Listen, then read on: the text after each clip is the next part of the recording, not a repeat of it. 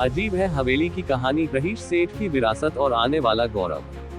राजस्थान के चूरू जिले के दूधखारा गांव में सदियों से इतिहास की गूंज सुनाई देती है।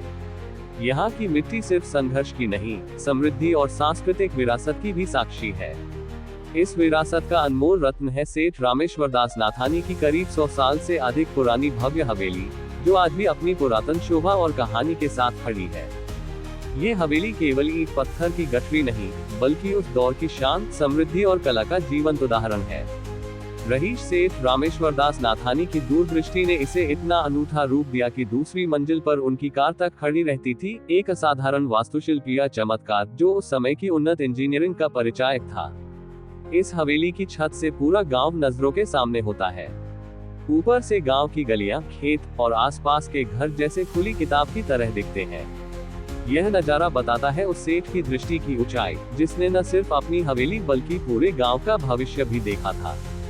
दीवारों पर उकेरे गए चित्र, झरोखों की नक्काशी और रंग बिरंगी चित्रकारी शेखावाटी की प्रसिद्धि को सार्थक करते हैं।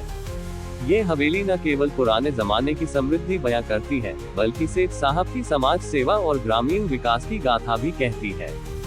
आज ये हवेली थम गई है, लेकिन जल्द ही आने वाले जीर्णोद्धार के बाद ये पुनः जीवित हो उठेगी। भविष्य में यह न सिर्फ चूरू की सांस्कृतिक पहचान का अभिन्न हिस्सा बनेगी, बल्कि कला प्रेमियों, इतिहासकारों और पर्यटकों के लिए आकर्षण का केंद्र भी बनेगी। ये हवेली सिर्फ अतीत की कहानी नहीं, आने वाले कल की उम्मीद भी है, जहां विरासत और आधुनिकता का संगम होगा और यह भव्य इमारत फिर से अपनी पुरानी चमक के साथ नए सिरे से जगमगाएगी। चूरू के इस अनमोल खजाने की कहानी अब केवल सुनने की नहीं, बल्कि जीने की है, एक ऐसी विरासत जो आने वाले समय में अपनी पूरी भव्यता और गौरव के साथ चमकेगी।